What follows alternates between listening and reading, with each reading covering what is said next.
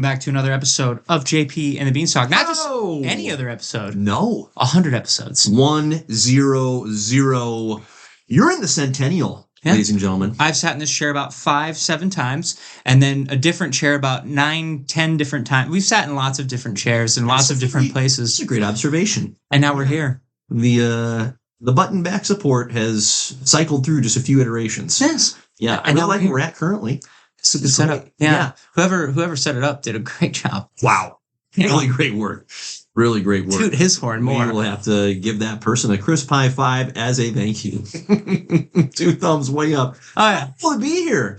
This is great. Congratulations on the big 100. As to you, sir. As to you. It takes 2 to tango. It does, and it continues to just be a delight to do this. We'd each be responsible for 50, you know? I like that. Yeah, I do like that. Mm-hmm. Feels like a Hall of Fame batting average. Don't ask me how exactly that math works, but no, it makes sense. We bat 500%. Sorry, 100 correct. Yes. 100 correct. 100%. 100%.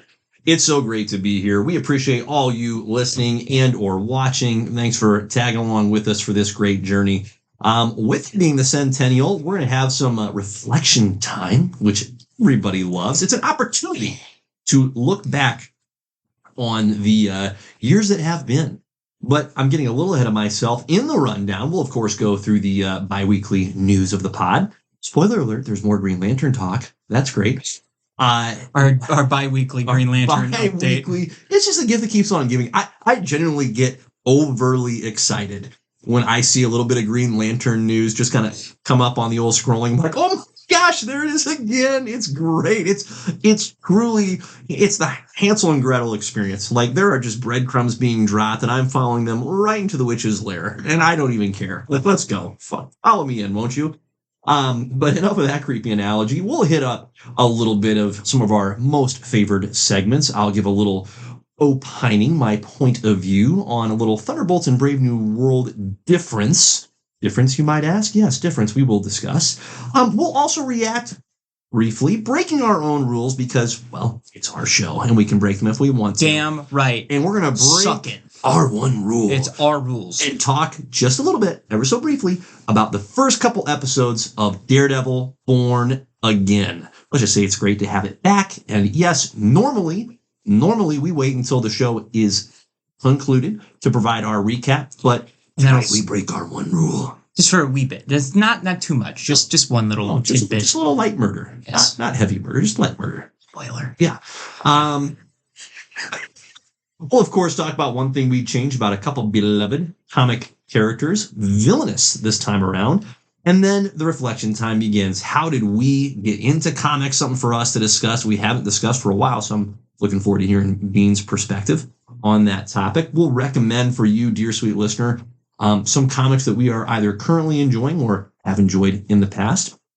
And then a special treat for you, a top 5 times 2, not top 10, but 2 top 5s, not 1, but 2, our top 5 movies from the time that we started podcasting back in April of 2021. Crazy. To today. It is wild. And our top 5 TV shows over that same time span. So it is a full slate, ladies and gentlemen. We're stoked to be here. So without further ado, shall we? Get into it. Let's freaking give us in. Green Lantern. All right. Give us the news. Let me tell you. Now, this is where it gets a little tricky because this is not a visual medium. This is an audio medium. But everyone listening, I'm going to say you probably have access to Google.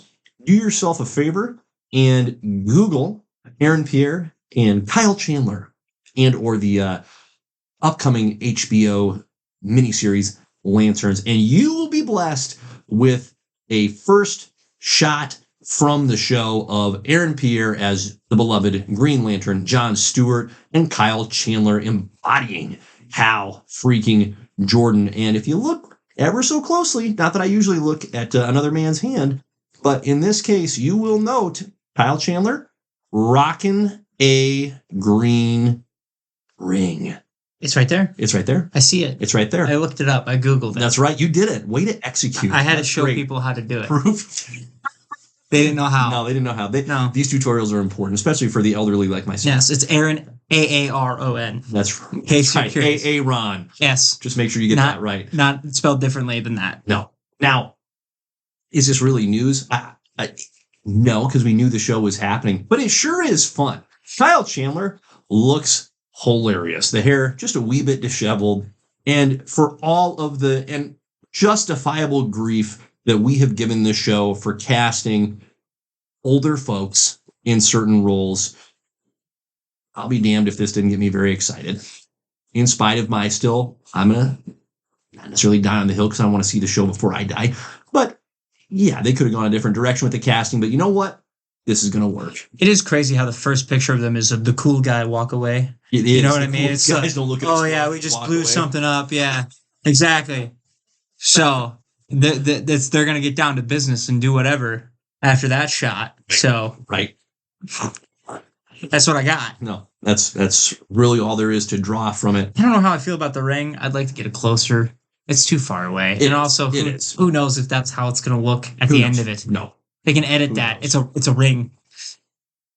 Aaron Pierre just looks like freaking Jon Stewart ripped out of the comics. That's going to be sweet. Yeah. He'll be good.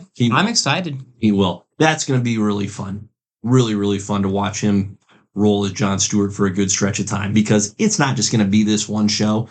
If anything, they're setting up Mr. Pierre to be Green Lantern for the Force, like the primary Green Lantern for the foreseeable future. Yeah, given the age difference between his version of Jon Stewart and how old we can assume Hal Jordan is. Probably, 76? Maybe we just get Parallax Hal Jordan and they kill him off and that's done.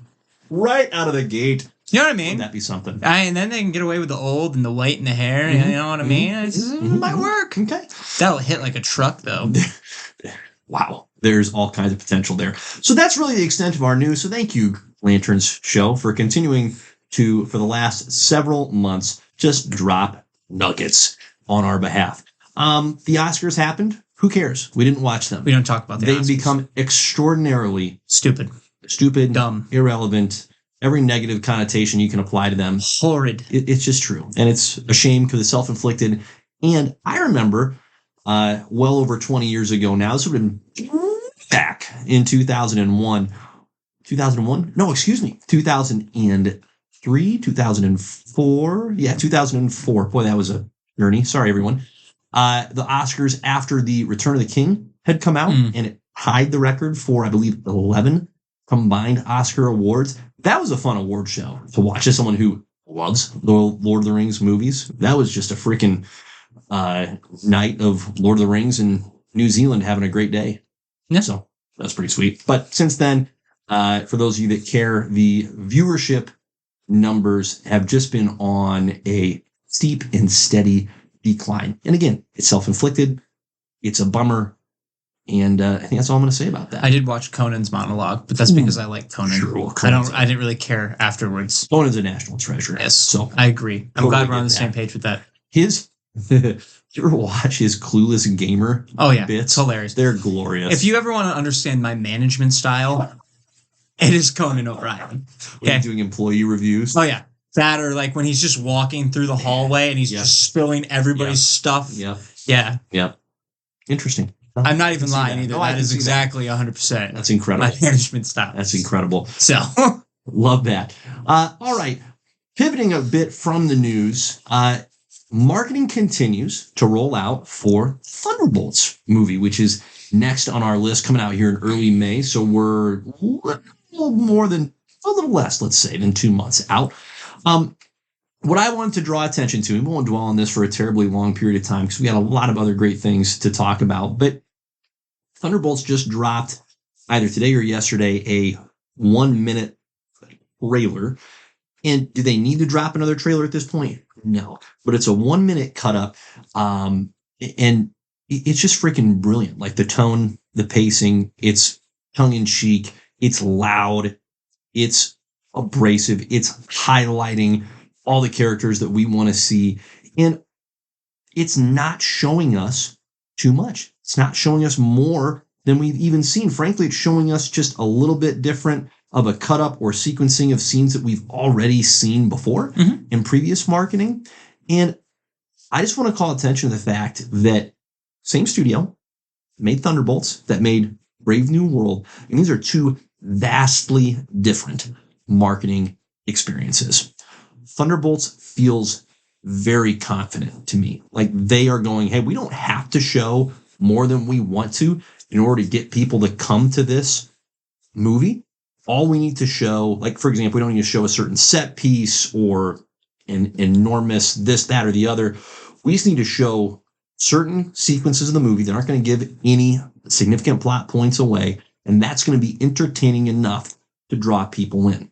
And as I told you before we started recording, Thunderbolts is working with far less equity in the bank in terms of characters that general audiences know ahead of time compared to Brave New World, which has Anthony Mackie as Captain America, a Hulk. Yes, he's red this time, but we also are pretty well familiar with Harrison Ford, right? Folks know who he is. That guy. My grandfather.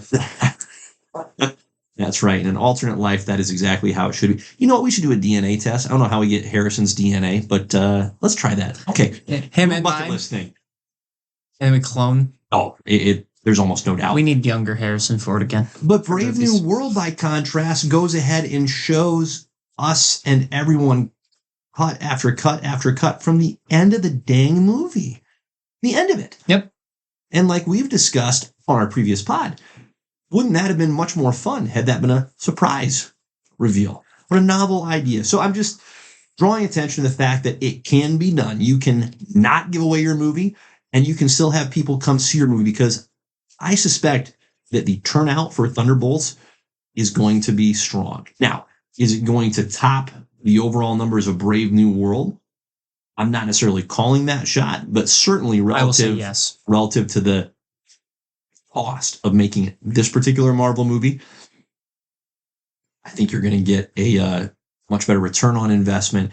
And I won't be surprised at all if and when word of mouth, just the good old fashioned grassroots, hey, did you see that movie? It's freaking sweet. And people are going to turn out and see.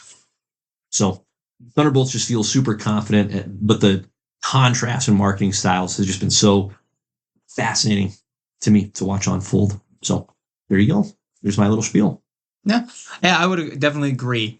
Thunderbolts seems a lot more confident in what it is. Oh my God. Captain America, those trailers, it seems like they were scared of not being able to get people in the theater, and that's why they chose to show the Hulk. Because they're like, oh, people will at least come for this. Right. Whether he's in it for the whole movie or 5 minutes, they don't know that at the time. But Yep. yeah, I'm looking forward to it. It looks incredible. We've had very little of Sentry, and I love it. Correct. Yeah. Yeah. It looks incredible. And my posture towards it, like I'm trying to even think back to probably at least 2 years ago now when we first heard about the movie being produced, and thinking, really, that one? And what a difference time it makes and will ultimately make by the time we get to go see this movie in a couple of months. It's setting up. My expectations are just rising on a daily basis. Oh, it's true. I remember looking at the roster originally and be like, oh, no. Right. And that was without them hinting Sentry was going to be in the movie as the... Yep. It was kind of like rumored heavily at the time, but you're like, oh. Yeah. This is weird. It's a weird lineup, but it'll be good, I think, for sure. I do. I think it's an incredible amount of fun. So something to look forward to. And again, Brave New World, ultimately, hey, we enjoyed it. We came away from that still enjoying the experience. But from a marketing perspective, just worth noting how it can and should be done. All right, moving on. Hey, did you hear Daredevil Born Again? Dropped a couple of stuff. Oh, we're back, baby. Boy, are we back. Picked right up. We did. And listen, heavy spoilers ahead. All right. So to be expected, but there's that little caveat. So without further ado, well, we're just going to talk about the first, 5-10 minutes? Yeah. We're not going to spend a whole lot of time. Episode 1. Correct. Yeah. You know who wasn't back for very long? Dear Sweet Foggy. Yeah, that was wild. We called somebody who's going to die. You got it right. So props to you that you got the right person, because I said Karen. And so, but we both agreed, like, somebody big and important has to go. You hit it thematically on the nose when you said that, hey, loss for these characters, for Matt Murdock and for Wilson Fisk in particular, is the compelling force that drives them and propels them into action. So thematically, you were right on the button. I happened to close my eyes, throw the dart, and hit the Foggy square on the board. So sorry, bud. Let's talk before we get into conspiracy theories. Okay, let's live in the poor Foggy world. He's dead. boy, was that a strong start. Yeah. That first 5-ish, I don't know, 8-ish, whatever it was, minutes, probably around closer to 10. I need to round up a little bit there. It set quite the tone, did it not? Well, no, it's just like, hey, remember everything you loved about the show? Yep. Here it is. Yep. And then we're going to rip your heart out immediately. And that's what they did. So I'll be... Not a slight or gentle on-ramp. You're just in it. No, it's... Bam! Yep. It hits you like a truck. Yep. Or... Oh, my. Or like a fall from a 3-story building. Mm-hmm. So, yeah, crazy. It was a crazy way to go. And yeah, it was Bullseye taking him out for unknown reasons at this point in time. Yep. Which obviously there are theories. Yep. So right, yet to be determined on that front. It just set such a strong, forceful tone, right? I mean, the show, as I recall from the Netflix days, was not shy with its violence, nor was it here. I mean, Foggy was the most prominent, obviously, character death. There were a lot of bodies that hit the floor in a permanent fashion in this first little nugget of the show. I mean, Bullseye, ruthless. Matt took so many pointy objects to this person. Holy poop. And then just said, F it all, tossing you off the building. I mean, he tried to kill the guy. Yeah, no. That wasn't I know you're going to survive this. That was Which, how did he survive that? Yeah, there needs to be, and I'm remaining open-handed with this, assuming that for the love of God, they're going to circle back and directly address that survival, because it should not be a survival. It cannot, in other words, remain as it currently sits with, oh yeah, he's okay. He just happened to survive. Can't stay that way. I don't think it will. I do think they're going to be direct with that exploration and that explanation. But what a vicious, violent start. I loved that. I don't think it was a true one shot in the sense of there were no breaks in the camera, but that was what was efforted, or at least presented. They do so good with that in Daredevil. Like, that's just one of that's like the hallway sequence from season 1. Oh, it's iconic with the show. So it was a great, like, man, that bar fight was sick. It was a great ode to what had been. Yeah. No question. Okay, let's get into conspiracy theories. Poor Foggy? Is he dead? Here's the thing. Okay, they've already confirmed that Karen Page and Foggy are going to be back for season 2 of this show. Right. So, and if you flashbacks, it could be, but if you go off of the actual comic books that this was based off of, he dies, but is put into witness protection with the FBI because people want Foggy dead for whatever reason. Right. So, who knows? It's a bummer if he's dead for the full time. Yeah. I'm not going to be, because I do like him a lot. Right. So we'll see. But I'm indifferent either way. I would love for them to bring it back if it makes sense. But I mean, that's another thing too. They got to really go into depth on how he lived, if he actually lives, because that was pretty final. We saw him actually die. Yeah. Yeah, it would have to be a something akin to, Nick Fury, quote unquote, dying in Winter Soldier, but he was, he took the serum that Bruce Banner used to slow his heart rate so that he could slow it to the point of seemingly being dead, but also being alive enough to be resuscitated. I mean, it's pure comic chicanery. Yeah. Makes enough sense that you can go, sure, I'll play. I'm in on that. But it's if you look a little too closely, it's like that's not possible. I'm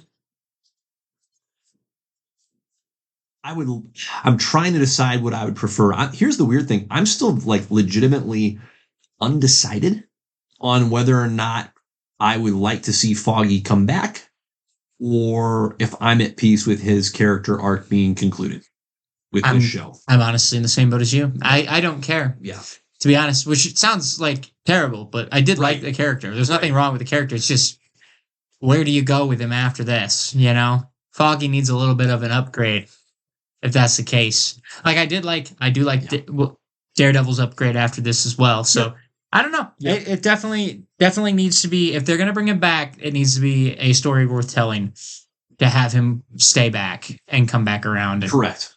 So yeah, and I understand from a storytelling perspective how the showrunners are saying, hey, in order to progress Matt's character, because he is the primary focus of the show, but in order to progress his character forward, we think he needs to have a change of who's around him, right? His primary influences, and Foggy and Karen were it in seasons 1, 2, and 3. And so it forces change upon us. What the end result of that change will be, still very much to be determined.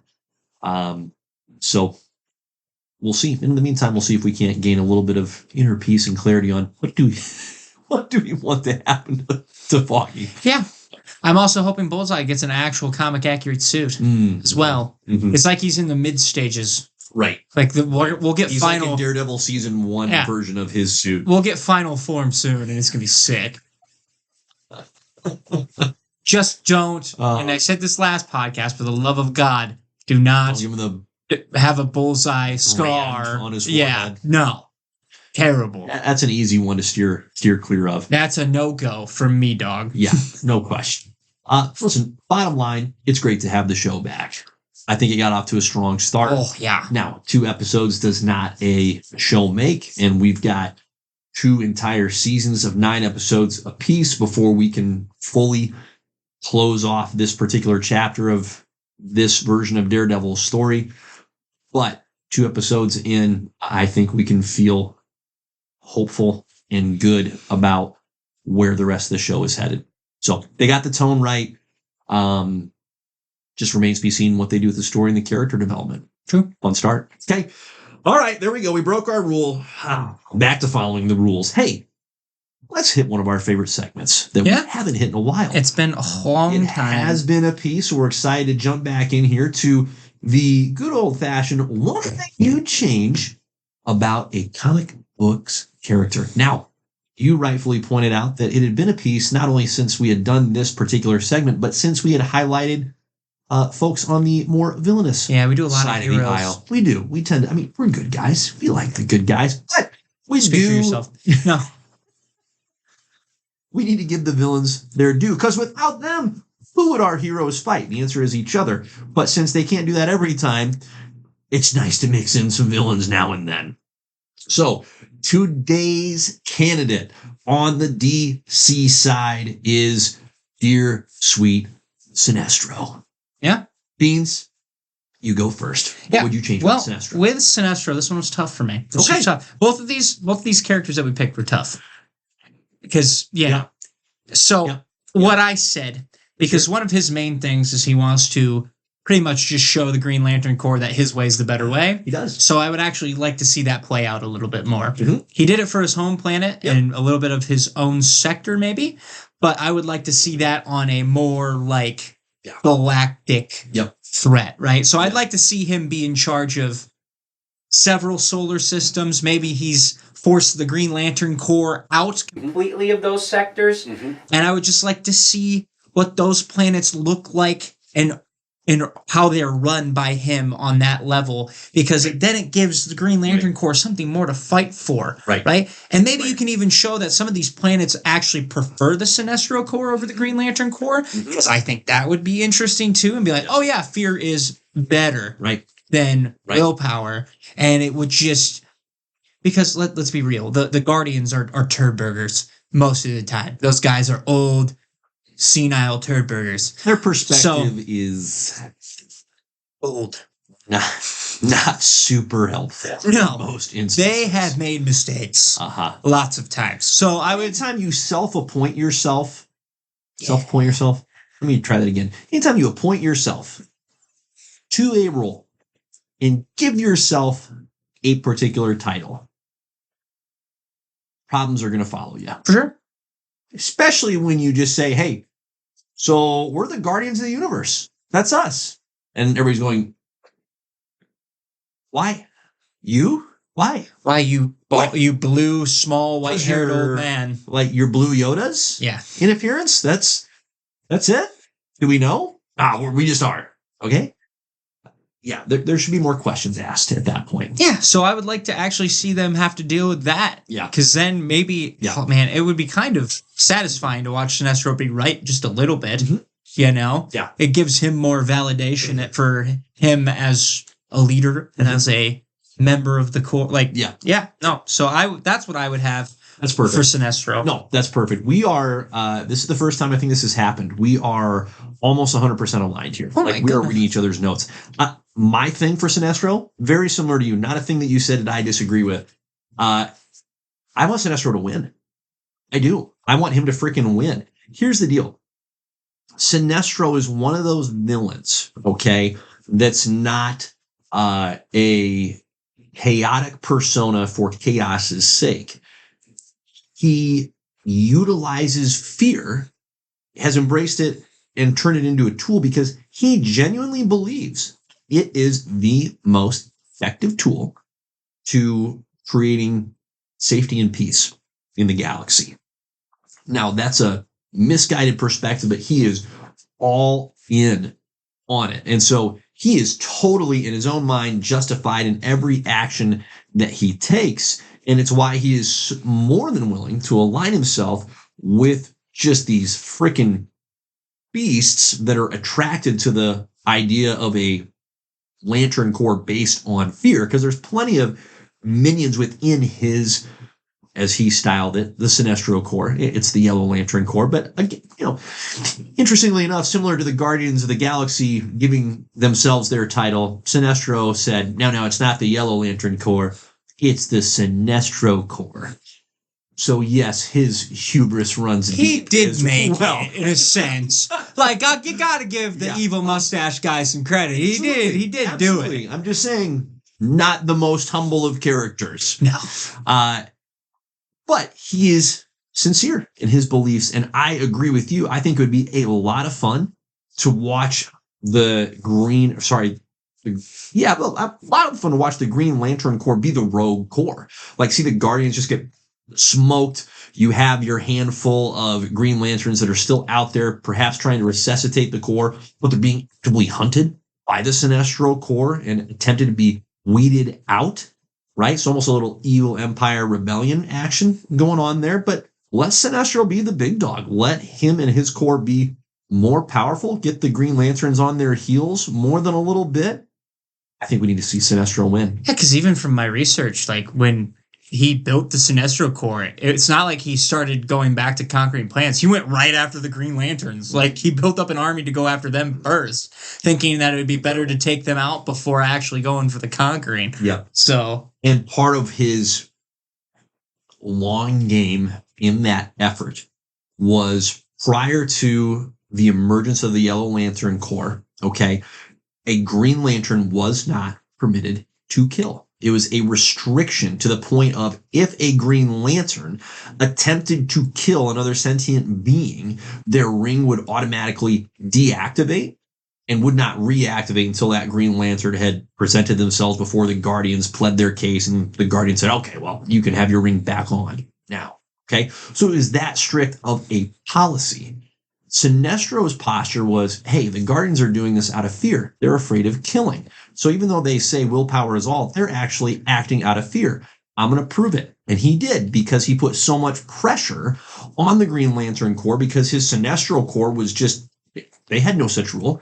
They're legitimately killing Green Lanterns left and right. It's an absolute bloodbath and beatdown. And the Guardians go, all right, well, we got to rewrite our rules. Tell you what, you can kill. And then Sinestro was like, boom. I win, you lose, you gave in to fear, you decided you could kill, you're no better than me.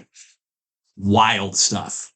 Wild stuff. And also, like all great villains, there's a lot of truth in what he's doing. Just enough to make you think and go, oh, farts. This guy's got a point in some ways. I don't want to be on his side. But he's clever. He's a clever little SOB. So that's great. All right, one thing we would change about Sinestro. Okay. On the Marvel side, one thing we would change about Loki. Huh? All right. I'll go first here. Now. Oh, did you have something now? I do. I'm proud of you. I'm not going to say this is entirely original because my general posture here is kind of a glow up for these two guys. Like, let's beef them up. Let's give them some more power. Here's what I would love to see. Okay. And this is more of this is less of a character adjustment and more of a path that I would like to see unfold. I'd love to see Loki traverse to an alternate universe, take it over, kill its Loki, kill its Odin, kill its Thor, lord over that alternate universe's Asgard, and then decide I'm coming back to the 616 and using all of the firepower I got at my disposal, and I'm taking down my own Asgard as well. And just have him be a legit powered up threat. Because my qualm with Loki is that he's never been allowed, or I shouldn't say never. I haven't read all the comics everywhere always. But what I have read is he's rarely been given enough to genuinely be a tangible, tactical, physical threat to Thor. It's always been he's got to outsmart you, which nothing wrong with that. But why can't he have both? Why can't he have both the cleverness and the firepower behind him to back it up? So that's what I'm going for here is give Loki the beef, give him the meat on the bone to really be able to wield something formidable, not just having to outsmart the big brooding Thor Odinson. That's what I would like to see with Loki. You know, it's funny.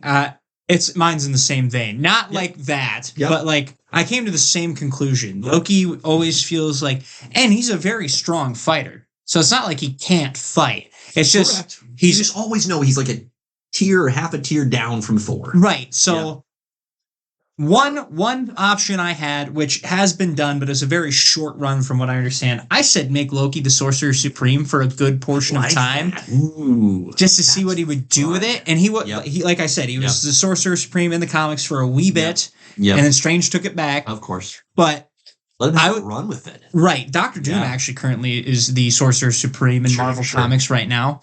So tough break, Steven. Correct. So, like, even if Steven was booped off the board again for whatever reason, and watching all these people vie for the Sorcerer Supreme spot would have been awesome. Yep. So that was my one thought. Now my other one was having him either be a part of or in charge of a team of magic users, because I'd like to see him. Loki as a leader is pretty fun. Yeah, I'd like to see him kind of stray away from Asgard a little bit and kind of come into the magic realm, because that's also where his strengths lie. Right. So, for instance, he gave the Absorbing Man his powers. Right. I don't know if he was in charge of the Wrecking Crew, getting them their abilities, but they all have Asgardian crowbars and shit, whatever. Yep. Comics. So I would have liked to see that just goofy enough that it worked. Right. Like one of two options. Like he's like slowly powering up all these other people that he can use to his advantage later on, or he's just part of a team of, I wouldn't say magical Avengers, not going for that. I'd like the more almost Illuminati route for magic users. Like, you know what I mean? So something along the lines of there. I think I'm going to go with the Sorcerer Supreme run more than the other option. Yeah. But I like it. I like that idea a lot. And even as I've been like pondering this, this question, it's such a fun and at times challenging question.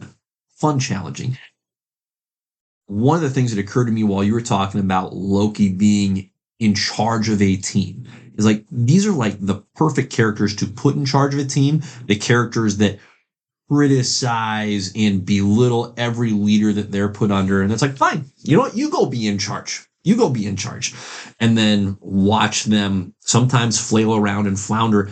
In the case of Loki, I think it would be a lot of fun if he's actually fantastic as a leader, right? Because think about how miserable Odin has been in the comics. Like, the guy has a track record that's not terribly positive, right? No. And so if Loki gets in charge, what if he's just awesome at it? And all of Asgard is like, we love this guy.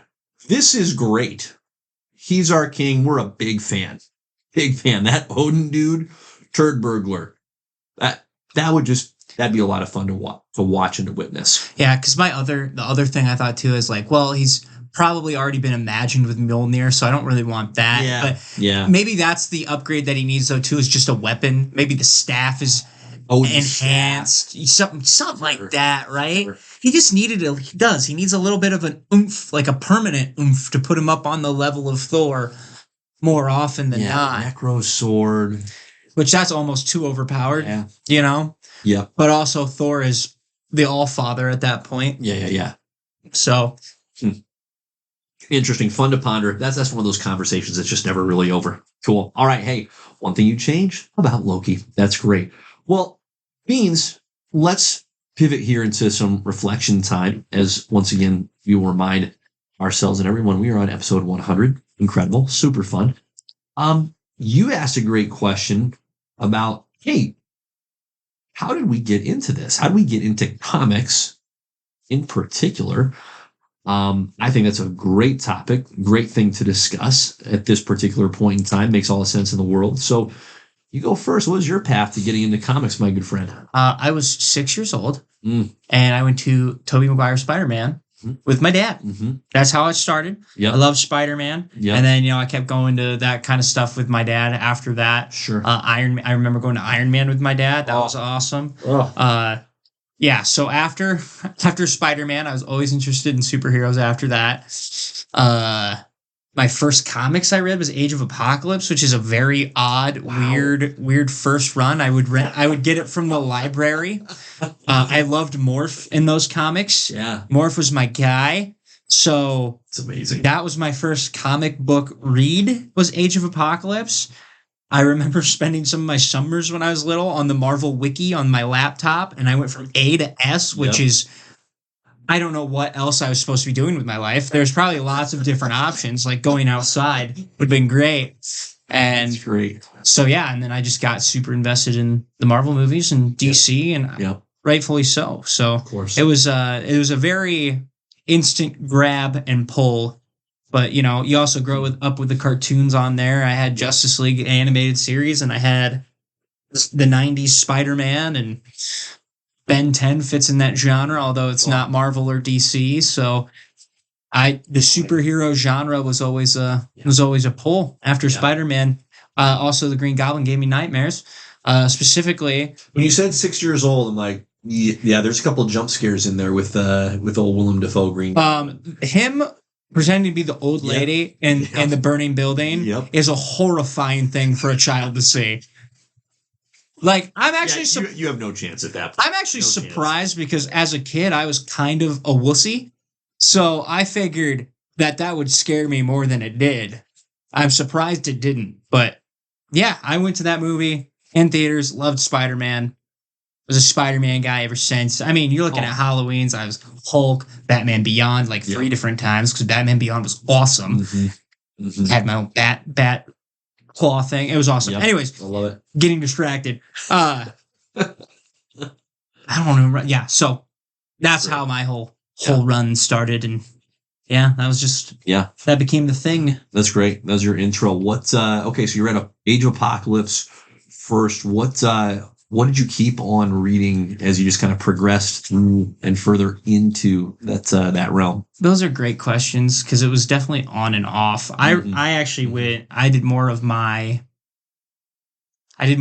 comic reading with like going through Comicstorian and watching him go through everything. So that was a lot of my childhood too. Great resource, by the way. So incredible stuff. And then if I really liked that storyline, I would do my best to write it down and see if I could see it later. Because I think on that shelf, the first one that I bought was Blackest Night. I think that was my first one, and then I got Batman Eternal after that because that was Comicstorian did a fantastic job recapping that. So I did that, and I did a couple others in there as well. So that's kind of how I went. I didn't buy comics as much until probably college. Right. So similar for me as well. But it was just more summaries, and that's how I kept up with what was going on. And I was like, oh, this is cool. I also played Ultimate Alliance a lot. The first one, That's how I became a Deadpool fan. Was that video game? I remember that story. Oh yeah. So super because I unlocked him and he started yelling at me back. I'm like, this is awesome. So I won that. I beat that fourth wall break. Oh, I beat that entire game with him specifically. Yeah. Oh yeah, he had that and healing factor. I'm not gonna be playing Deadpool at that point. So had that all the way through, and then played Ultimate Alliance 2 with my dad as well. So right. Yeah. Oh, that's pretty much it. It's sweet. That's great. That's such a fun recap. And I think for me, it's similar as far as starting young. Like I think the first superhero movie I saw or was shown was the original Chris Reeve Superman movie. Gosh, and not because I saw it in theaters, not quite that old. Somebody's showing his age. He is just dating themselves. Who's younger than just who? A little bit. It's not a mystery. But that movie, listen, I could watch it now and understand why it was so well regarded. It's well crafted. It's a great character study, but just even at the most basic foundational level, it's a dude flying. That's friggin' awesome, right? And that's such I think a baseline necessity that occasionally gets nowadays overcorrected and missed. It's like, well, we don't want to be too cool. We don't want to be too powered up. It's like, actually, I want to see these characters do incredible, spectacular things. But I'm jumping all over the timeline. So that was the first superhero movie I saw. I remember watching the original Batman with Michael Keaton. Again, not in theaters, not quite that old. But that was an absolute delight in its own right. And again, those movies still hold up. Are they dated in certain ways? Yeah, they're old, but they are still quality, worth your time kind of stories to absorb. Gosh, watching the original Star Wars movies were just incredible. And by the time that I was, old enough to start paying a little bit better attention, I was reading and picking up books from the library, like some of the original Fantastic Four books, Spider-Man, a little bit of Superman, Batman in there. The Incredible Hulk had a really fun origin run as well. So thank you, Waverly Public Library, for having just these freaking encyclopedias. Yeah, that's where I got mine too. So it was legit. But just the imaginative way in which these characters interact, and yet for as powerful and extraordinary as they all are, the ability to humanize them with flaws, with challenges of their own, makes them, in that sense, uniquely relatable as well. And listen, it's fun to dream. It's fun to imagine. So there's just some wish fulfillment going on there as well. I think the year 2008 is just one of the best years of all time because The Dark Knight was incredible. Iron Man came out in that same year, and I had no idea. Nobody knew what was going to come after Iron Man in terms of the absolute flood of glorious, interconnected films that we've had since from the MCU.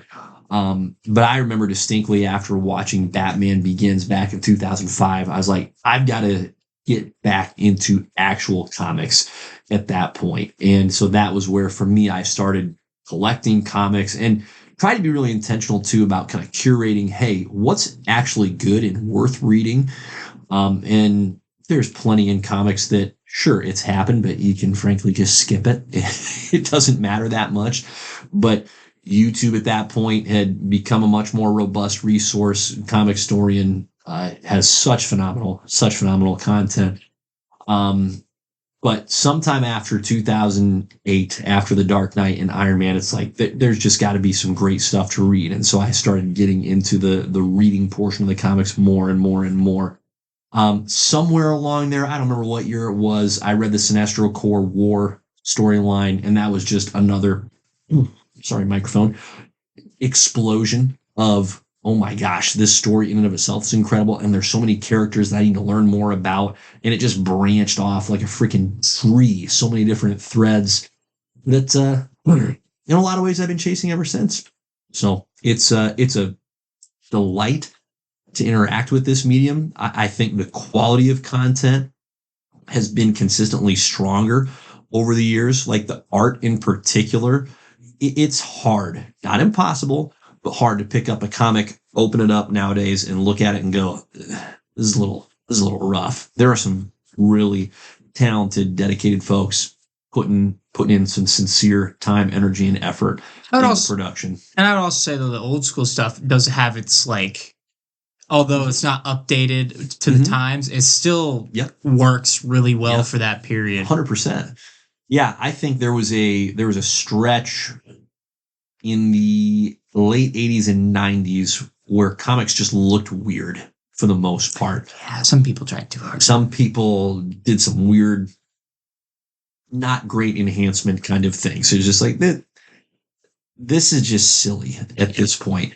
And I think comics have certainly retained an element of like nobody's supposed to look like that, okay? But I think it's come closer to a more achievable and believable and accessible balance of, hey, yeah, these are extraordinary people, but it doesn't look cartoony. It just looks spectacular. Looks like what you would frankly want it to look like. So the art's tremendous. I think the writing has leveled up in a real way. I give a lot of credit to a guy like Grant Morrison, who's been writing since the 90s in comics. I think he brought forth a necessary leveling up of, hey, this doesn't need to be, just like I used the word cartoony with art, the writing doesn't need to be cartoony. This can be really clever, really thoughtful, and thought-provoking. And I think he opened the door for other writers like Mark Waid, like Brian Michael Bendis. Gosh, I'm forgetting my guy.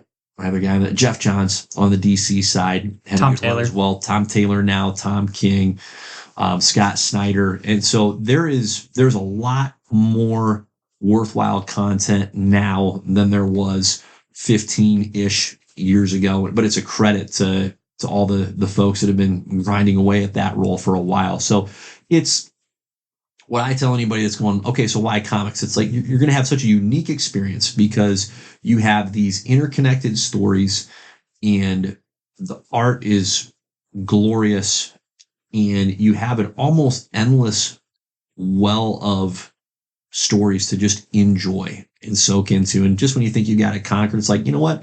Start from the top. Revisit what you read 5 years ago, and you're going to be surprised by what you find in there. It's worth revisiting on a regular basis. So it's a long version of how I got into comics, but I have no regrets. And now I'm at the stage of life where I'm getting the opportunity to introduce them to my kids, and that's been an absolute delight, whole nother layer of fun. So I'm pretty excited for the years ahead on that front as well, to share them with others that are important to me as well. So it's been a blast having this podcast as a medium to dialogue with you over some common, interests and enthusiasms. So it's just been a guilty pleasure for going on 100 episodes now. Enjoying the hell out of it. Crazy we were able to do that. Oh. Should we get into our recommendations? I think we should, because it just ties perfectly into it. It does. With what we just did. It does. So you go first. What are we recommending to the good currently, right now, I'm reading Batman Superman World's Finest with Mark Waid and Dan Mora. They are the main two that are on here. Also, it looks like Tamra Bonvillain, which, I mean, she didn't have a choice, it sounds like, to be into superhero comics. And it's been, look, if you want to just pick something up that's not contingent on everything else that's going on around it, it's kind of really self-contained. Yes. It gets characters from all over the DC universe involved in a non kind of way. Yep. This does a great job. Awesome. So they introduced a completely new villain in the first one. You're actually getting Dick Grayson Robin and a young Supergirl run as well for whatever her name is off the top of my head. Kara Zor-El? Yes, Kara. Yep. So she's getting her. Had I not just read a Supergirl comic, I wouldn't have pulled that out. I was going to say Laura, so I was close, but I was going to be wrong, and I knew it was wrong. So, and Dan Mora as an artist, fantastic. Yeah. So this run's been really fun. That's great. I think the Metal Men come here in the third one, so I'm super excited about that. First one they had Batman and Superman combine into one being via a Green Lantern ring. So it's a lot of weird dumb, silly things, but it's also just, okay, that's sick that they pulled that off. Great spectacle. So, he's allowed to do whatever he wants kind of in this, and it works really well. Yep. So, that's where I enjoy my stories the most, is when they can kind of just go off the leash a little bit. Yep. Other recommendations, obviously, I've talked about Injustice over the years forever. That comic book series is so good. Yeah. So those are my two big ones. Like alternate universe style storytelling done super well. Super well. And for Marvel recommendation wise, what do I got up there?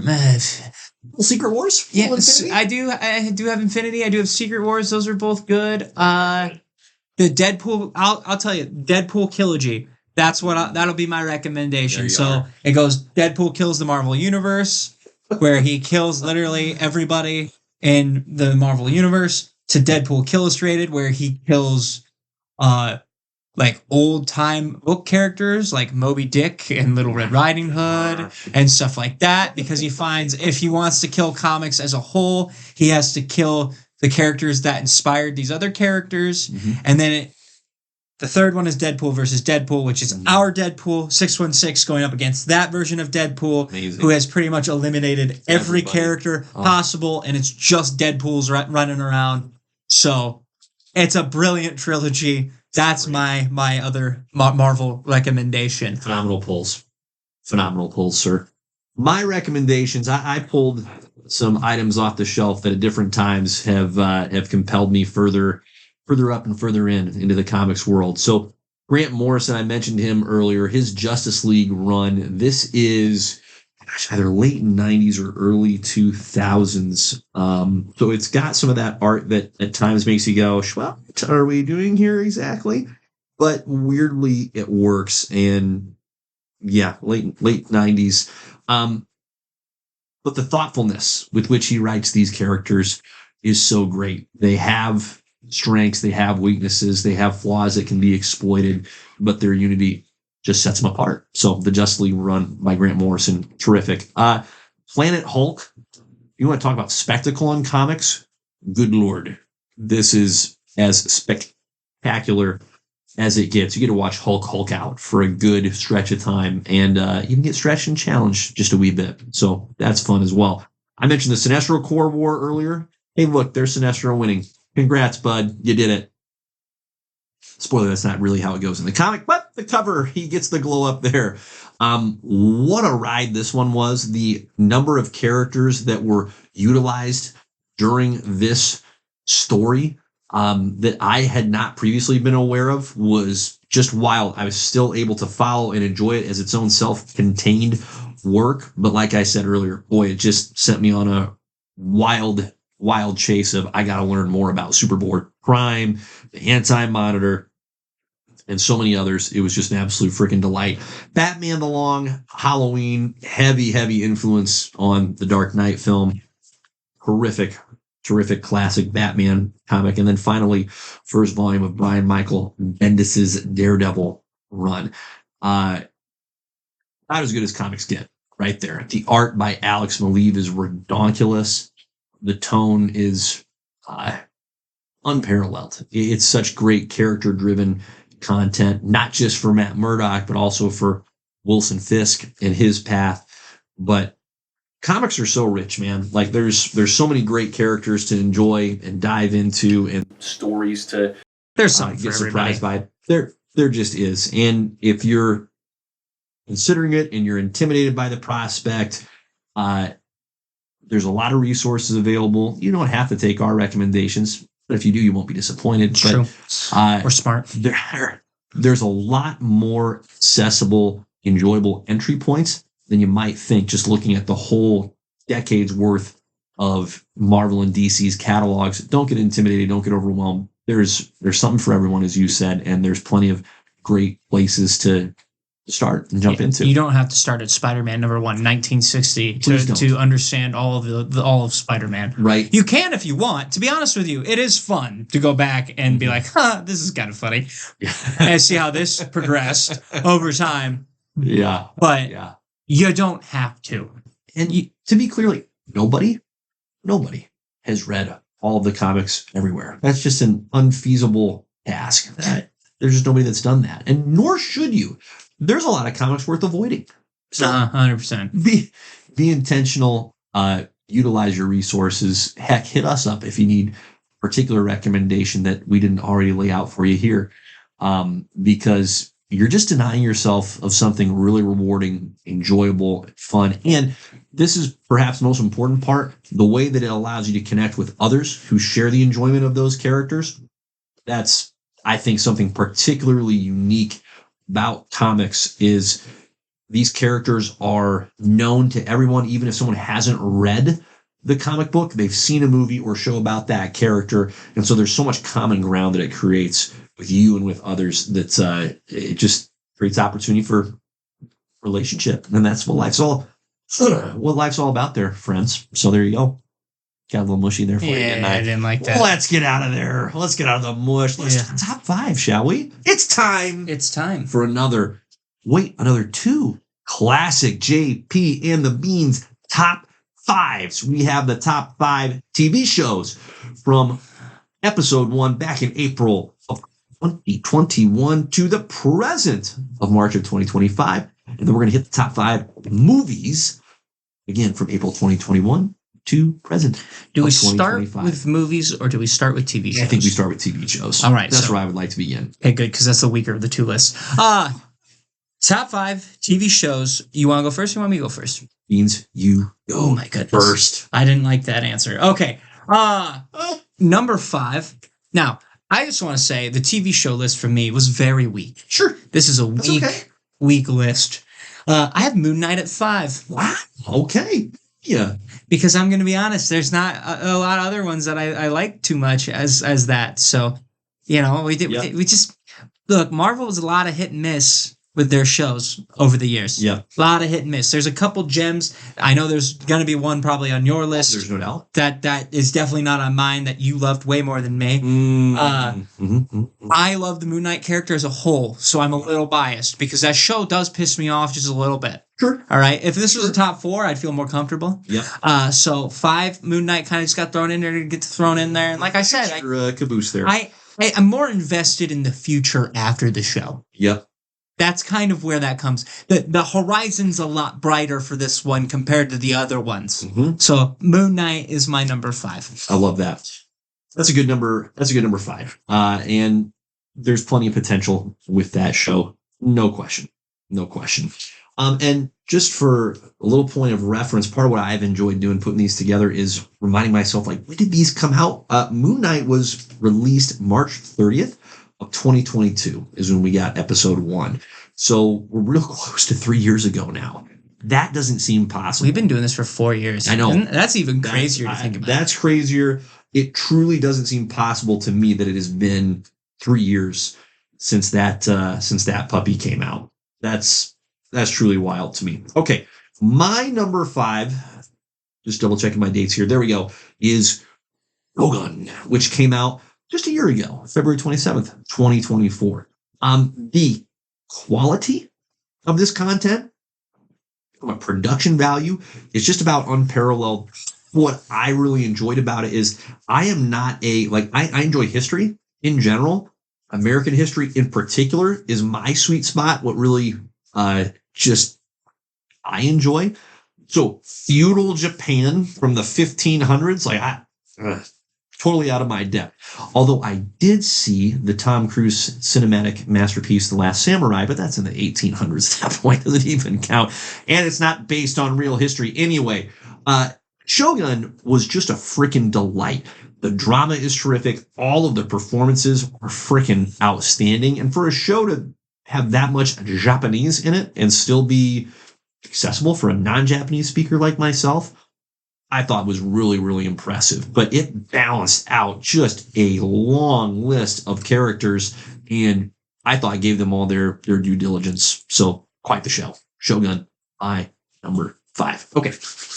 My number 4 is Falcon and the Winter Soldier.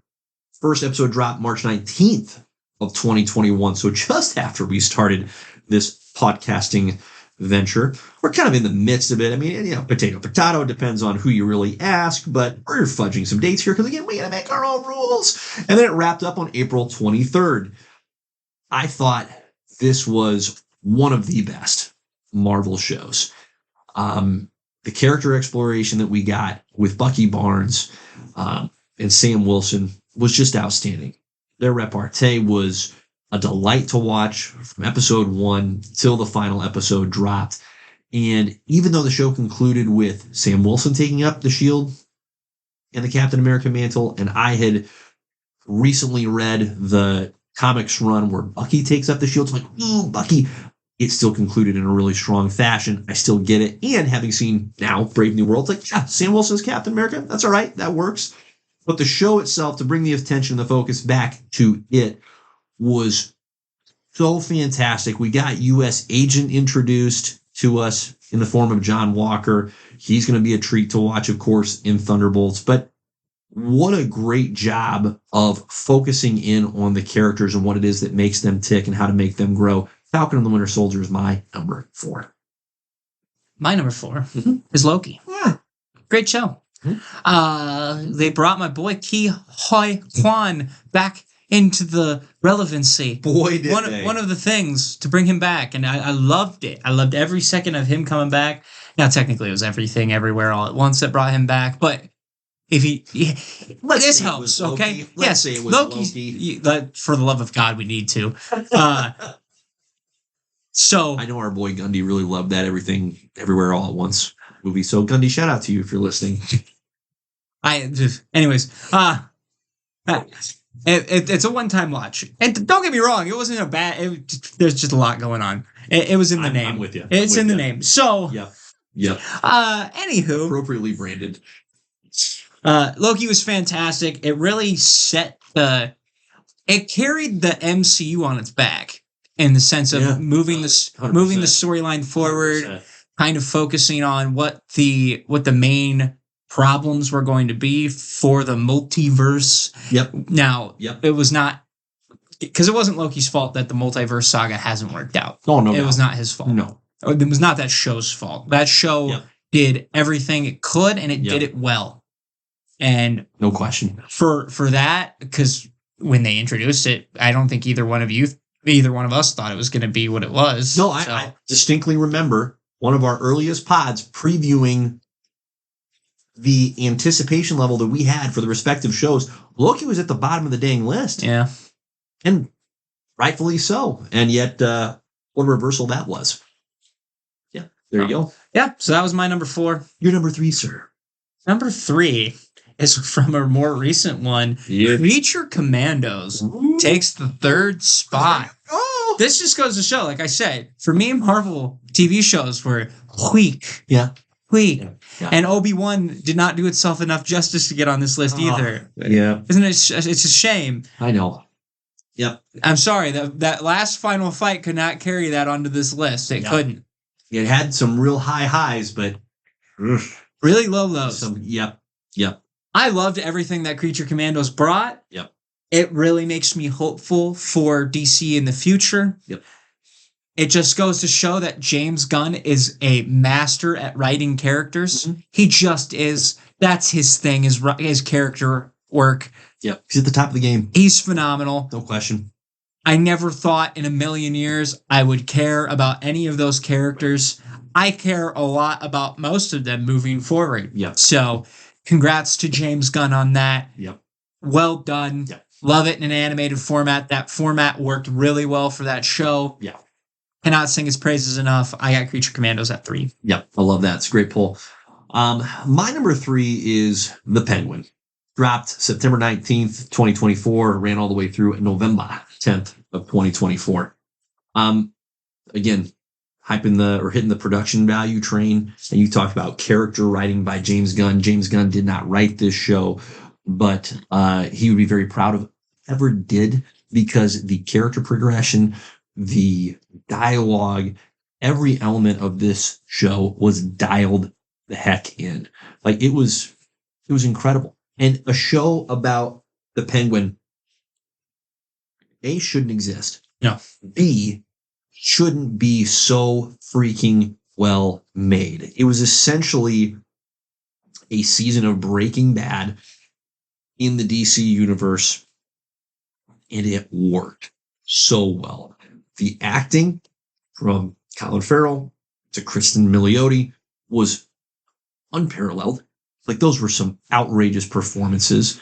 The character arcs for them and their fellow characters were wild. The only reason it's not higher on my list is because I won't watch it again because I'll get depressed. Which is a compliment. Like, this is, again, as a reminder, these lists are personal preference. What we enjoyed the most. I admire the heck out of that show. I don't think I can come back to it for a few years. I'm sure I will at some point. But it's just freaking heavy. And I mean that in the highest possible praise. So The Penguin is my number 3. My number 2, Rings of Power. Episode 1, Season 1 dropped September 1st of 2022. And I will fully embrace the critiques of, hey, there's been some choppiness. No question. But again, this is personal freaking preference. I love being back in the world of the Lord of the Rings. And I think that particularly as season 2 unfolded, they have gotten far more right than they have gotten wrong. And it's just an enjoyable treat. And I appreciate the fact that the folks putting the show together care about the content. They care about the lore. Are there going to be some differences? Yeah, no kidding. And again, if you're complaining, you haven't even read the Silmarillion, because nobody has, because they won't admit it if they had, because it's not actually that interesting. That being said, the show itself, I think, has been really delightful. The character progressions, again, there's been plenty of growth. The action sequences have gotten stronger and better and more worthwhile. And just the exploration of the various subcultures within the wider Tolkien world has been an absolute delight. And that world remains one of the best presentations of, hey, good versus evil. What does that look like? I think it's been outstanding. Rings of Power is my number 2. My number 2, Falcon and the Winter Soldier. Yes. Everything you said, great. Falcon and Winter Soldier's relationship throughout this entire movie. So good. Beautiful. So good. Brilliant. Yeah. Picking up right where they left off in Civil War. Yeah. It's, everything about it was great. Mm-hmm. It made me miss Winter Soldier so much in Cap 4. Yep. I'm glad we got one scene with him at least, but damn did I miss him in this. You make a great point about John Walker. Mm-hmm. John Walker's fantastic as a character. It did a really great job of showing why heart matters over credentials for Captain America. They proved it right there. Yes. It was a nice little callback to the first Captain America movie where he's like, I picked the man, not the soldier. Yep. Same kind of thing. Right. John Walker, great soldier. All the credentials. Nobody would question him as a U.S. soldier. I can't remember if he's Army, Navy, Marines. No, I couldn't tell you. Couldn't tell you either. I'm gonna guess Army. Sure. It just seems like that's what it would be. It's the flavor of the era to make somebody a Navy SEAL. So maybe it was that, but Yes. Yeah. And can I blame him for killing a bunch of people? No, not really. Your best friend did die, and it was kind of your fault. Yeah. So I understand why you raged out. Right. He is going to be great in the Thunderbolts. I think he's low-key going to steal the show between you and me. Don't disagree. Fantastic actor. Takes after his dad. So I really liked Falcon and the Winter Soldier. I like the premise of the super soldier serum getting back out there again. Right. So that is my number 2. That's great. Great number 2. Your number 1, sir. My number 1 is the Penguin. By a mile.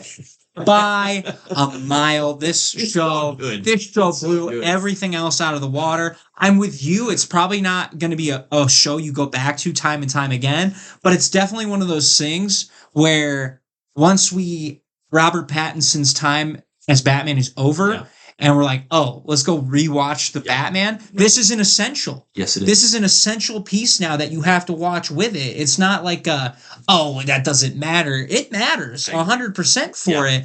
So for a show like that to be able to add to a movie franchise the way that it did without the Batman showing up. Right.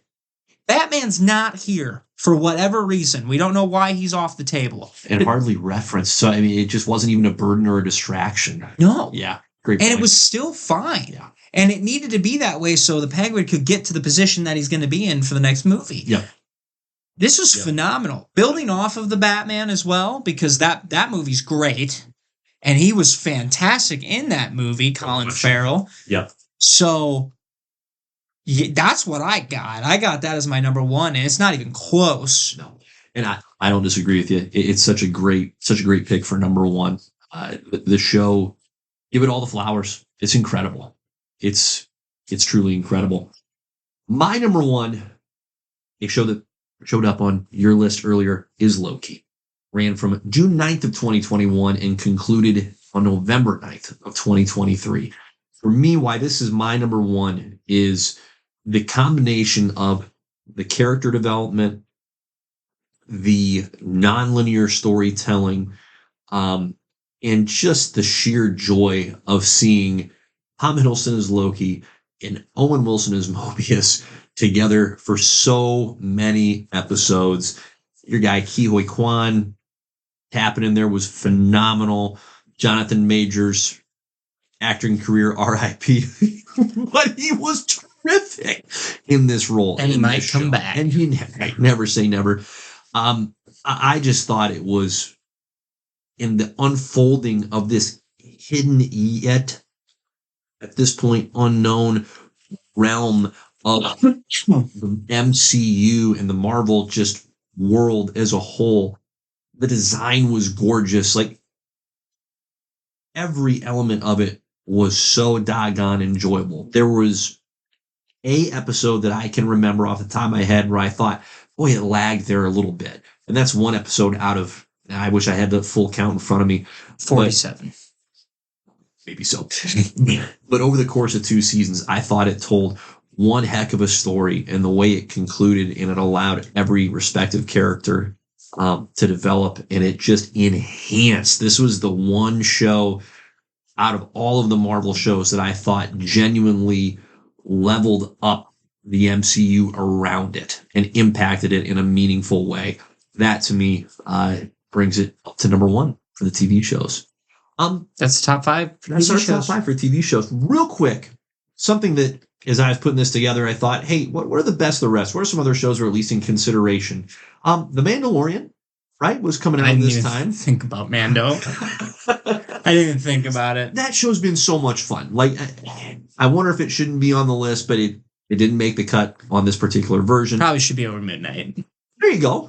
Put that in there as your number 5. When was the first season of that? Jeez, that was 2020, I'm pretty sure. Yeah, so it might not count. No, season 3 was 2023, so it all depends on, again, we get to make up our own rules. So, sorry, November 12th of 2019 was season 1. Jeez. Yep, That's older than I thought. Right, season 2's first episode dropped Friday, October 30th, 2020. And then season 3 was 23? Season 3 was 23. I guess COVID. Yep, that impacted the schedule there. Ahsoka, I really enjoyed. I thought that was a fun series. Far from perfect, like plenty of flaws, but I enjoyed it nonetheless. That was August of 2023. Skeleton Crew, very recently, was a heck of a lot of fun.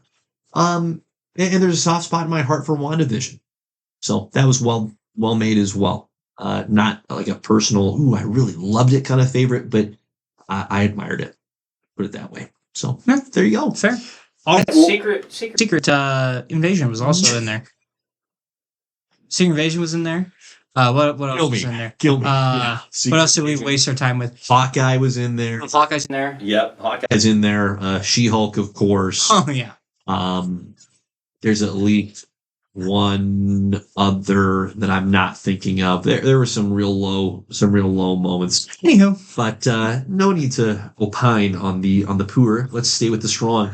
Moving on to the top 5 movies since we've been potting. I will go first. I will say this list was fun to put harder for the opposite reasons because there's a lot of good choices. A lot of great candidates here. A lot of great choices. real quick, if either of the Dune movies are on my top 5, do we still get to pod together, or is that it? Hey, as long as that stupid Kevin, what was that movie? Costner, those Kevin Costner movies aren't on there, you're fine. Yeah, as long as those aren't on there. Safely absent. Yeah. So I'd say it's a good distance. I'd say you're safe. That's right. I'd say you're safe then. Because I swear to God, if that's your number 1 on that list, I walk out. We're done at 100. As you should. Neither of the Dune movies are going to make my top 5. They're part That's of the actually surprise. Yeah. It was the fortune telling womb, baby, wasn't it? It's worse in the book. It's worse in the book. We'll get into the best of the rest later. I'm going out of order here. My number 5, Guardians of the Galaxy Volume 3. Wow, that's 5? That's 5, baby. Dropped May 5th of 2023, and it could easily be higher. It's an outstanding movie. I love rewatching this movie. And again, it's only came out not even 2 years ago, and I've probably watched it 4 or 5 times. It's a joy. It's a tremendous culmination of each respective character. They finish so well, so strongly. And once again, James Gunn, as you referenced earlier, just shows his character writing mastery. Not a single one of those characters should work, and yet they do. And you bring them all together, you make it more full, more complicated, because you have to juggle all of these different individuals and tell their story in a meaningful way. And he pulls it off. It's an absolute joy. It's hilarious. The action is truly incredible in this movie. It's some of the best action, I think, in the MCU. Guardians of the Galaxy Volume 3 is my number 5. Your number 5. My number 5 is The Batman. Mm-hmm. That is my number 5. Mm-hmm. Now, it was one of those last second put-ons because I was like, I forgot that movie was in here. Barely. And I got so excited. March 4th of 2022. So, right there at the, we're kind of fudging that one in. Yeah, it was awesome, though. I love that movie. I didn't know what to expect. I think everybody was a little on edge with it when it came out. For sure. But my God, was it good. We got a detective Batman. I'll be honest, to me, and I will still say this, and I will fight for it, that is the most comic book accurate Batman we've had live action. I will stand on that ground. Mm-hmm. Now, does that mean it's the best Batman movie we've got? No, that's up for debate. But The Dark Knight will be hard to beat forever. Yeah. This is good. This is up there. And it was just a nice, fresh, definitely felt like there were threats around every corner. Mm-hmm. Riddler was a psychopath, and I loved it. Wow. Yep. Brilliant movie. Yep. That's my number 5. That's a great number 5. I love it. Your number 4. My number 4 is Across the Spider-Verse. Mm-hmm. Like I said, this list is tough. Mm-hmm. Across the Spider-Verse. Yeah, some good movies are going to get left off here. 10 times better than I shouldn't say 10 times better than Into the Spider-Verse. Solid, great movie. Yep. Cross builds off of it, makes it even better. Yep. Miles, you could honestly make the argument after these movies and getting Miles in all other form that he might be a better Spider-Man than Peter Parker, which is tough and hard, and I don't necessarily agree with it because I'm arguing with myself because I'm biased. I love Peter. I grew up with Peter, but if somebody was like Miles, I like Miles more than Peter, I get it. Yeah. It's the same argument for me as I like John Stewart better than Hal Jordan. Sure. I totally get it. That is your Spider-Man. Yeah. It's fantastic that is a generation Spider-Man, essentially. Yeah. So I love that movie. Movie's great. No question. Andy Samberg's in it as Ben Reilly. Also, just had to throw that in there. Brilliant. Truly fun. Brilliant. Yeah. That's my 4. Love it.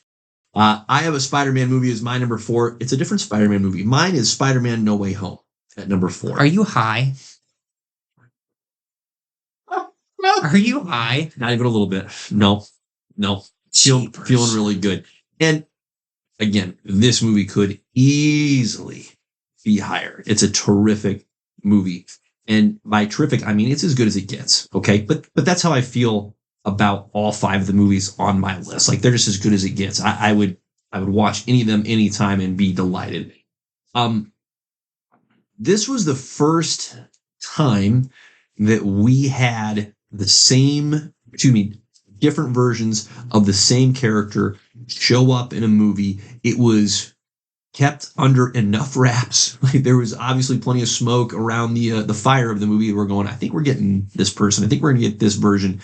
But not only did we get the fan service of having Tobey Maguire and Andrew Garfield show up alongside Tom Holland, but they were tremendous. Like, those guys brought it. And they haven't played the character of Peter Parker for years. In the case of Tobey Maguire, well over a decade. And they showed up and did a phenomenal job in their respective roles. And that's only one of the many highlights of the movie, the progression of Peter Parker's character. And I know I keep coming back to character progression, but it matters. It matters. And where the movie concludes with having our hero back to his roots was quite the simultaneously sobering and sincere finish that I didn't know I wanted or needed. It's an incredible movie. No notes. Spider-Man No Way Home. My number 4. So, my number 3, Deadpool and Wolverine. July 26th. I think I hate you. 2024. Your list is terrible. I think you did this to piss me off. Now we have a Beans beef. Horizon might be 1. I genuinely would not be surprised at this point if Horizon was at 1. Go ahead. That's all right. Go ahead. Continue. Let me get to number 1, and then you can go ahead. Throw your slings and arrows. Another as good as it gets movie. It's so freaking funny. I haven't laughed. At a movie like that. I've genuinely reflected on this and gone, when was the last time I laughed this much at a movie? It might have been when I saw Anchorman, like a good couple of decades prior to this one. It is so genuinely hilarious. Deadpool is perfect. Hugh Jackman is Wolverine. Of course, he's perfect. They put a good story around two characters that you just want to see have at each other. The cameos they brought in were wild, totally unexpected, and an absolute delight. Just incredible. X-23, it's so much fun to have her around and pulled into what seems to be the MCU at large. So stoked to see her. This movie is pure fun from start to finish. That's my number 3. My number 3. Your number 3. Let's hear it. And this is where it gets really, really hard. The top 3 was super hard for me. I have Guardians of the Galaxy 3 at number 3. Yep.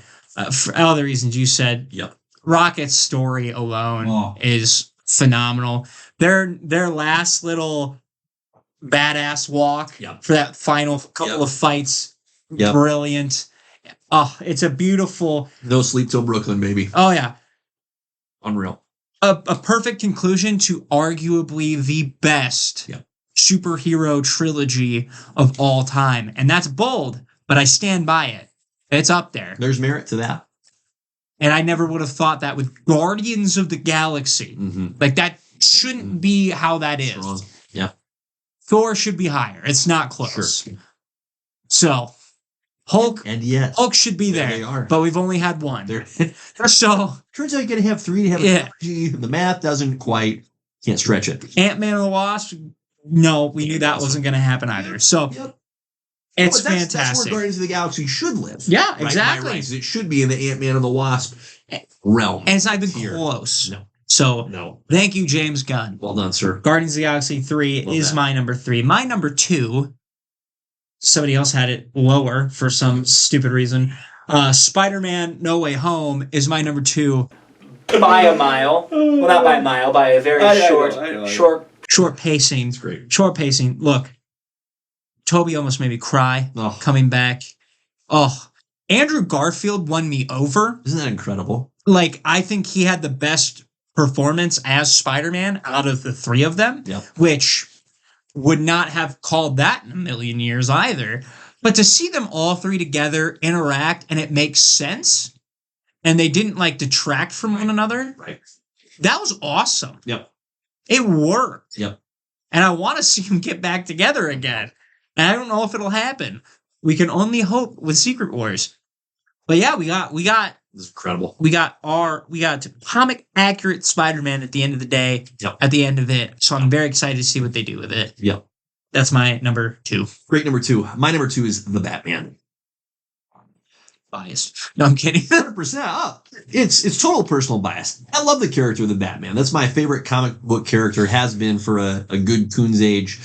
I thought the iteration, and you said it already, but it is the most comic accurate version of the character we've had on the screen. Now, that's not to say it's the most comic accurate character we could ever, or version of the character we could ever get, but he was presented so well. So well. And I just remember prior to seeing the movie, the runtime always gets revealed, maybe a week, 2 weeks or so before the release of a particular movie. And hearing the news that, hey, so this is going to be a 3-hour movie. It's like, excuse me? 3 hours? That's bold. That's confident. And this movie turned out to be both of those things. The trajectory of the Batman character from the start of this movie, and Bruce Wayne, they're obviously tied together, but the trajectory of those two personas from the start to the finish was absolutely beautiful. The scene that lives in my mind that I can just close my eyes and picture so clearly every time is when Batman, towards the end of the movie, falls into the water, rises up, lights the flare, and leads the people out of the flooding arena, and how he has changed from this just blind rage, angry vigilante, self-serving, really, to a servant and savior of others, bringing them out of the muck and the mire. It just gives me goosebumps every time I see that scene, or even think back and reflect on it. Tremendous work with that character and with that movie that I obviously want, and we are going to see more of that version of the Batman moving forward. But here's the deal. If that Batman movie just lived in its own silo forever, just don't touch it. That's about as good as it's going to get.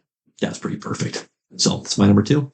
My number 1 is Top Gun Maverick. Dropped May 27th, 2022. Have you seen it yet? No, I haven't seen it. Okay. All right. I didn't think so. No, fair. And I forgot that movie was I know. even out, so this one was going to catch you by surprise. But this movie, my wife and I just watched it recently, so there's a little bit of recency bias going on here, no question. But it's also the oldest movie on the list, pretty close to it. Top Gun Maverick and the Batman came out both in 2022. Spider-Man No Way Home 2021. I digress. This is just a freaking pure movie. It's so damn good. And it shouldn't be. It's a freaking sequel. Let's just go to the tape here. Okay, you used Google earlier. I'm going to do the same thing. Top Gun release date. Let's see. May 19th, 1986. Why are you touching it? Why are you touching it? They had a legit story to tell. 36 years later. That's crazy. And Tom Cruise, I don't know how he does it. You've mentioned, and it's absolutely correct, he is the last action hero. He's magnificent. And part of what makes him so brilliant, okay, is that he isn't this black hole through which every other character and performance gets absorbed and lost in. He's great. He is. But he elevates and makes room for all of the actors and actresses around him to shine as well. This is where I got introduced to Glenn frickin' Powell. What a dude. He's tremendous as well in his role in this movie. The story is just pure, and it's a tale of you can believe in the good even when everyone around you, or so many people around you, are saying, give it up. So it's number 1 with a bullet. Top Gun Maverick. My number 1. Your number 1, sir. Deadpool and Wolverine. There's no doubt. By a landslide. This one is by a landslide. As it should be. Uh-huh. This is your movie. This is my movie. This was made for me. That opening scene arguably the best opening sequence to a superhero movie of all time. Yep. Not only because of NSYNC being played to it, but just the creativity alone with the adamantium bones. Brilliant. I will sing this movie's praises till the end of time. Ryan Reynolds is my hero forever. Mm-hmm. I need to rewatch that movie again. So good. One of my favorite movies was the first one, all time. Mm-hmm. It was up there. Mm-hmm. And then this one, I think it's better. Mm-hmm. Like I need to watch them all three of them again. But I think this one probably is better than the other two. I would put Deadpool and Wolverine a good step of it's better, and that's no discredit to the original Deadpool movie. It's tremendous in its own right. I think, and this is what Ryan said about it. Because he doesn't think Deadpool is a good main character. He thinks Deadpool is as good as the characters that you put around him. Mm-hmm. And in all fairness, if you look at these three movies, that is semi-true. Yep. Because he is a lot better when he's with Hugh Jackman Wolverine than he is just by himself. Now, that's not to say that the first one was bad with just Deadpool. Because, again, I think that one is up there to the highest levels as well. It's very interesting to see how Ryan sees that. Character study there. Yes, but you semi-agree because you want to see who Wade's going to play off of. Right. Wade playing off of Blade, playing off of Gambit, playing off of X-23, all of those characters, Cassandra Nova, the Human Torch. Johnny freaking Storm. Oh, him and Johnny were hilarious together, and it was 5 minutes. Incredible. So you just love to see him push everyone else's buttons that you're like, oh, what are they going to do with it? Yep. And they just nailed it with this movie. No question. Oh my God. I love that movie. I will sing its praises till I die. That's my number one. It's going to be such a fun movie. Watch and rewatch for years to come. Oh, for sure. There's so much to enjoy with it. I mean, I can pick any number of instances, but the cameos when he's searching for the Prime Wolverine and they bring Henry freaking Cavill in, the Cavalry like that. Truly incredible stuff. Incredible stuff. Well, we got that, and then we also got real height Wolverine. Yep. And they're like, you guys really want this? I don't think you do. It's just comedy. Commit Wolverine. It's like, no, you don't want this. Told you. No, it's such a perfect movie. I have zero qualms with that one. It's so good. There's our top 5 real quick before we tie this puppy off. Best of the rest. Here are some films that didn't make the top 5 for me, but were certainly in consideration. Spider-Man Across the Spider-Verse. Love that movie. Love it. It got squeezed out, but it's worth having a place. Both Dune movies are just incredible in their own right. Did not make my top 5. Oppenheimer, again, just another phenomenal movie. Not a personal favorite of mine, but phenomenal nonetheless. Shang-Chi was a lot of fun on the MCU side. It's not like a all-time banger, but it was really stinking good. Mission Impossible. I'm a Mission Impossible guy. Dead Reckoning came out in 2023. That was a delight as well. And then the Transformers 1 movie, the animated flick from a year ago. I will also throw in Mutant Mayhem, TMNT Mutant Mayhem. Yep. And I'll throw in Kung Fu Panda 4. Nice. For my own personal reasons, because Kung Fu Panda. But TMT Mutant Mayhem, for the animation alone, my God. Oh, the animation was terrific. I think, to finally reflect and tie off here, I think what was so fun, a couple things that were just a delight for me, doing this reflection piece for the 5 shows and movies of the years that we've been doing this podcasting adventure together is, one, it's been an absolute joy to do this with you. That has been true from... It's been mildly good with you as well. It's been true from then till now, and I'm sure it will continue to be here in the near future. What a fascinating trajectory we've had with entertainment. Because when we first got into this, the MCU was on a high. DC was limping. The movie making industry was trying to figure out what to do after the challenges, let's say, of the pandemic. And I think we are in a soon to be thriving period again. I think we've had a choppy last couple of years in terms of the overall caliber of the content, but I'm really optimistic about this year, 2025, and what's coming ahead. I think we've got some pretty rich territories ahead of us to explore and uncover. So yeah, should be pretty fun. And to even add on to that too, it really put into perspective how crappy the shows were. Yes. Like I thought I'd have more to pick from for the TV show aspect, and I did not. If you think about it, I had 2 DC shows that came out within the last year on that list, and the rest I was like hanging on by a thread, be like, I guess we'll put this in here.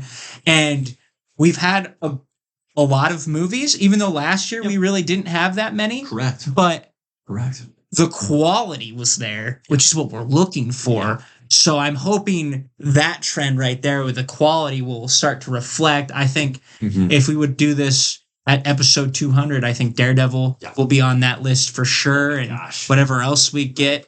So I'm looking forward to what we are getting. I think you're right. I think quality especially is going to be coming.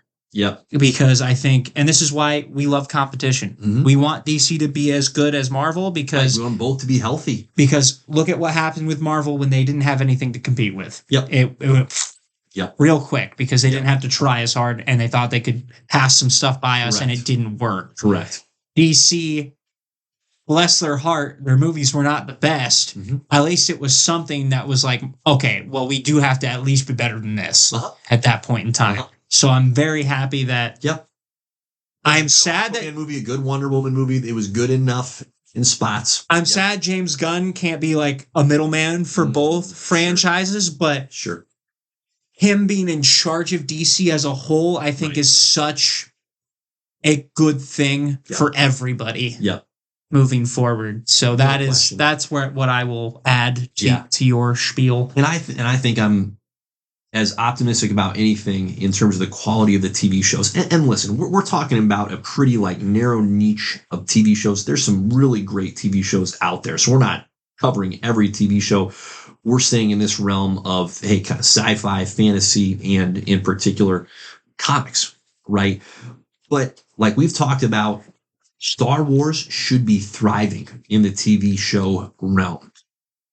Frankly, Marvel and DC and the long form of storytelling that TV shows provide should be thriving in the TV show realm. And I think as the overall quantity has winnowed down, hasn't dissipated entirely, but I think it's coming back to a more healthy, sustainable level in terms of, hey, we're getting quality each time. We're not getting these rushed, not fully fleshed out and mature shows that are ready to be presented. I think we're going to get a higher level of quality of content on the TV show front in particular. The movies, yes, but I think there's a more ground to gain on the TV show side of this as well. And I'm really optimistic. And there's still some stuff we haven't seen yet. I think with how James Gunn's been doing, I think Peacemaker is actually worth going to watch at some point for us. Invincible, I think, should be on our list. You could make an argument for The Boys. There's a lot of ground we haven't covered yet either, and that could definitely be on this list. Well, I'll throw out House of the Dragon because that's my Lord of the Rings. I haven't seen that, and I've heard nothing but good things. So there is a lot of content that we haven't even watched yet. So no question. Means it's been a delight. So excited to mark the spot here, number 100. Excited to do 101 here in a couple of weeks. Yeah, and it won't be sappy. Ugh. No sappiness in the next. For the feelings. Yeah, no feelings. Let's get hardcore. Only stoicism. I'm gonna break your will. Stoicism. Okay. All right. Well, are we? Is that everything? Let's wrap. On that note, Godspeed. Peace.